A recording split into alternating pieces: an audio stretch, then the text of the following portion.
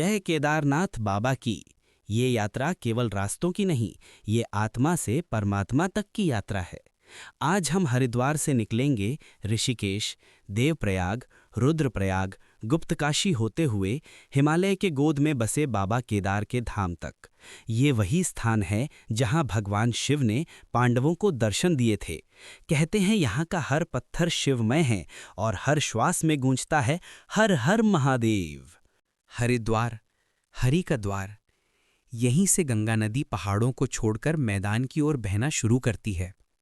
यहाँ सुबह और शाम गंगा मैया की आरती होती है, जो हर भक्त के मन में ऊर्जा भर देती है। यहीं से हम निकलते हैं अपनी केदार यात्रा पर। हर दिल में केवल एक ही पुकार, हर हर महादेव। हरिद्वार से करीब 25 किलोमीटर आगे है ऋषिकेश, योग की नगरी। यहाँ लक्ष्मण झूला, राम झूला और परमार्थ निकेतन आश्रम विशेष प्रसिद्ध हैं। यह स्थान केवल तीर्थ नहीं, बल्कि शांति और साधना का केंद्र है। ऋषिकेश में हर आत्मा को ठहराव मिलता है, क्योंकि यहाँ गंगा की हर लहर ओम का उच्चारण करती है। अब हमारी यात्रा चढ़ाई पकड़ती है। हरिद्वार से 70 किलोमीटर चलने के बाद हम पहुंच चुके हैं देवप्रयाग, जहां भागीरथी और अलकनंदा नदी मिलकर गंगा माता बनती हैं। इसलिए इस प्रयाग को गंगा माता का पृथ्वी पर अवतरण स्थल भी कहा जाता है। कहा जाता है कि भागीरथी ने यहीं वर्षों तक तप किया था, ताकि गंगा माता पृथ्वी पर अवतरित हों और उनके पूर्वजों का उद्धार हो।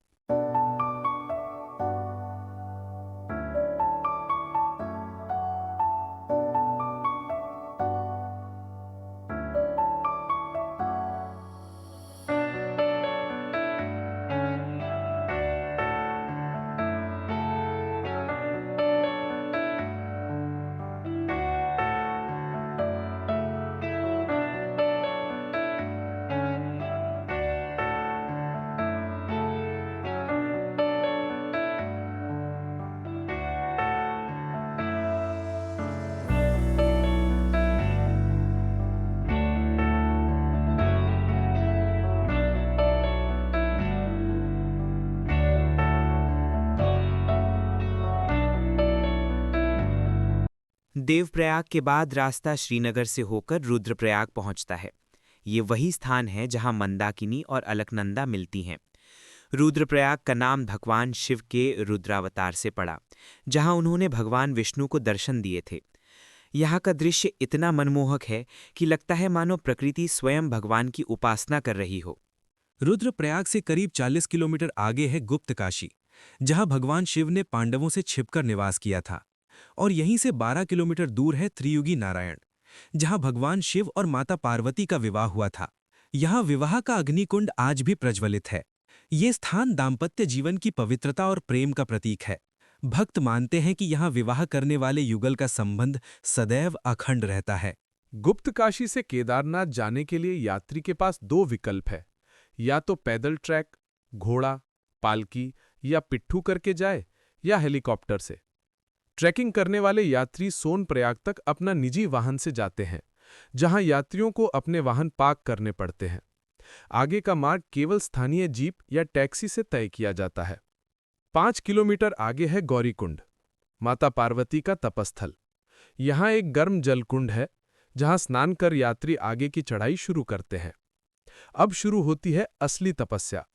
16 किलोमीटर की चढ़ाई, बीच बीच में ठहराव, लिंचोली, भीमबली, रामबाड़ा और छोटी पुलियाएं, ठंडी हवाएं, बर्फ की फुहारे और हर हर महादेव के नारे। हम लोग हेलीकॉप्टर से जा रहे हैं, जो फाटा हेलीपैड से उड़ान भरेगी।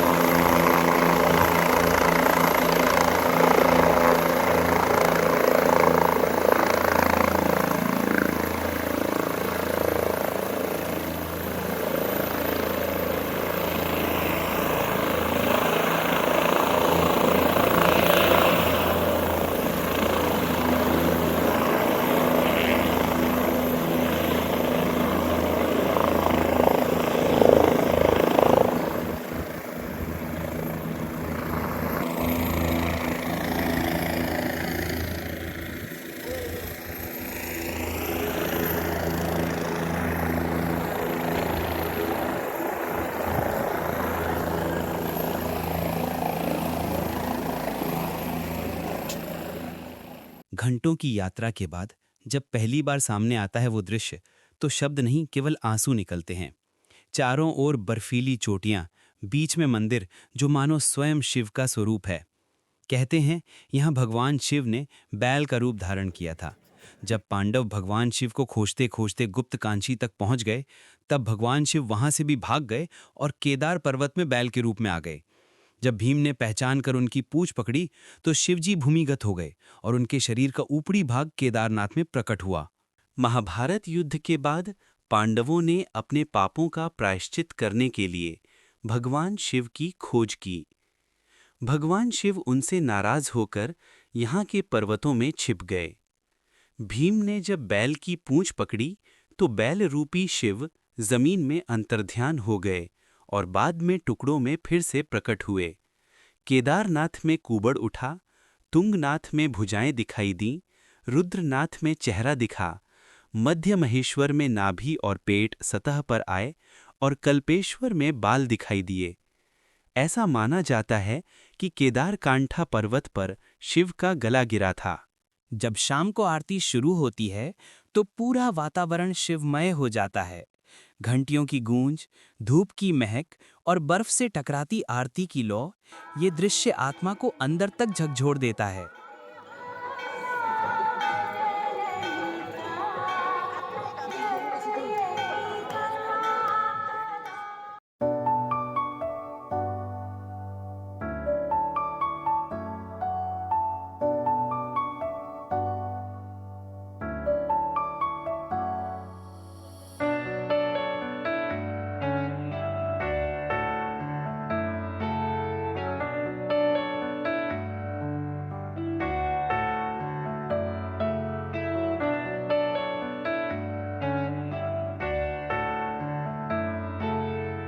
केदारनाथ यात्रा केवल पहाड़ों की नहीं, ये आत्मा की यात्रा है।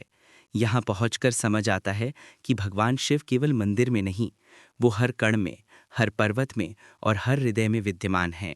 जय केदारनाथ, हर हर महादेव। धन्यवाद इस पवित्र यात्रा में हमारे साथ चलने के लिए। अगर आपको वीडियो पसंद आया हो तो लाइक, शेयर और सब्सक्राइब करना ना भूलें। फिर मिलेंगे एक नई आध्यात्मिक यात्रा के साथ। जय बाबा केदारनाथ, हर हर महादेव।